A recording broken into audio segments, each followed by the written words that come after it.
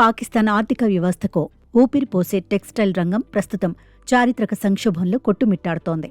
దేశ విదేశీ మారక ద్రవ్యంలో సింహభాగం అందించే ఈ రంగం ప్రస్తుతం ప్రభుత్వ నిర్లక్ష్యం, పెరుగుతున్న ఉత్పత్తి ఖర్చుల వల్ల మనుగడ సాగించలేకపోతోంది. యూకేకు చెందిన డైలీ మిర్రర్ కథనం ప్రకారం ఇప్పటికే 100 స్పిన్నింగ్ మిల్లులు, 400 జిన్నింగ్ ఫ్యాక్టరీలు శాశ్వతంగా మూతపడ్డాయి. ఒకప్పుడు $19.3 బిలియన్ ఉన్న ఎగుమతులు వరుసగా 4 నెలల్లోనూ పతనమై ప్రస్తుతం $12.8 బిలియన్ పడిపోయాయి. విద్యుత్ ధరలు ప్రాంతీయ దేశాల కంటే రెట్టింపు అవడం, తరచుగా పవర్ కట్స్ మరియు ఆర్థిక అస్థిరత పాక్ పారిశ్రామికవేత్తల నడ్డివేరుస్తున్నాయి. అంతర్జాతీయ మార్కెట్లో భారత్, బంగ్లాదేశ్, వియత్నాం దేశాల దూకుడు పాకిస్తాన్ను ఉక్కిరిబిక్కిరి చేస్తోంది. ఈ దేశాల్లో స్థిరమైన ప్రభుత్వ విధానాలు, తక్కువ విద్యుత్ ఛార్జీలు అంటే యూనిట్కు 5 నుండి 9 సెంట్లు ఉండటంతో అవి నాణ్యమైన వస్త్రాలను తక్కువ ధరకే అంతర్జాతీయ బ్రాండ్లకు సరఫరా చేస్తున్నాయి.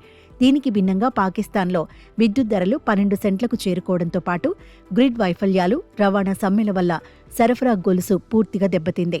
పాక్ చేజార్చుకుంటున్న ఈ ఆర్డర్లన్నీ నేరుగా భారత్, బంగ్లాదేశ్ ఖాతాల్లోకి చేరుతుండడం ఆ దేశానికి కోలుకోలేని దెబ్బగా మారింది. మరోవైపు దేశీయంగా పత్తి సాగు రంగం పూర్తిగా కుప్పకూలింది.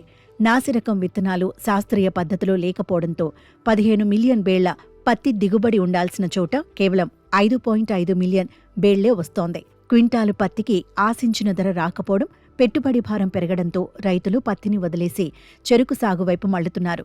ముడిసరుకు కొరత ఒకవైపు, విదేశీ పోటీ మరోవైపు వెరసి ఒకప్పుడు ప్రపంచ ప్రసిద్ధి చెందిన పాక్ టెక్స్టైల్ మిల్లులు ఇప్పుడు శ్మశానాలను తలపిస్తున్నాయి. సరైన సంస్కరణలు లేకపోతే పాకిస్తాన్ తన ప్రధాన ఎగుమతి రంగాన్ని పూర్తిగా కోల్పోయే ప్రమాదం పొంచి ఉందని ఆర్థిక నిపుణులు హెచ్చరిస్తున్నారు.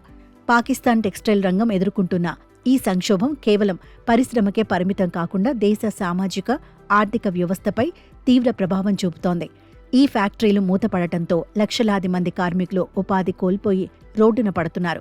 ఇది దేశంలో నిరుద్యోగితను, పేదరికాన్ని మరింత పెంచుతోంది. విదేశీ మారక ద్రవ్యం తగ్గుతుండటంతో పాకిస్తాన్ రూపాయి విలువ పడిపోవడం, దిగుమతులపై భారం పడటం వంటి గొలుసుకట్టు సమస్యలు తలెత్తుతున్నాయి.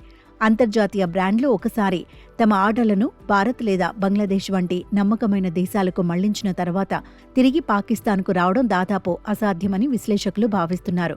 ప్రభుత్వం పన్నుల విధానం, సకాలంలో అందని రాయితీలు పరిశ్రమను మరింత కుంగతీస్తున్నాయి. బ్యాంకుల నుంచి లభించే రుణాల వడ్డీ రేట్లు ఆకాశాన్ని తాకటం వల్ల కొత్త పెట్టుబడులు రాకపోగా ఉన్న పరిశ్రమలు ఆధునీకరణకు నోచుకోవటం లేదు. కాలుష్య నియంత్రణ ప్రమాణాలు పాటించటంలో వైఫల్యం, గ్రీన్ ఎనర్జీ వినియోగం లేకపోవటం వల్ల యూరోపియన్ మార్కెట్లలో పాక్ వస్త్రాలకు ఆదరణ తగ్గుతోంది. మౌలిక సదుపాయాల కొరత, రాజకీయ అస్థిరత కారణంగా విదేశీ పెట్టుబడిదారులు పాకిస్తాన్ వైపు చూడటమే మానేశారు. ఈ పరిస్థితులన్నీ కలిసి పాకిస్తాన్ను ప్రపంచ జౌళి పటంలో ఒక సాధారణ దేశంగా మార్చే ప్రమాదం కనిపిస్తోంది.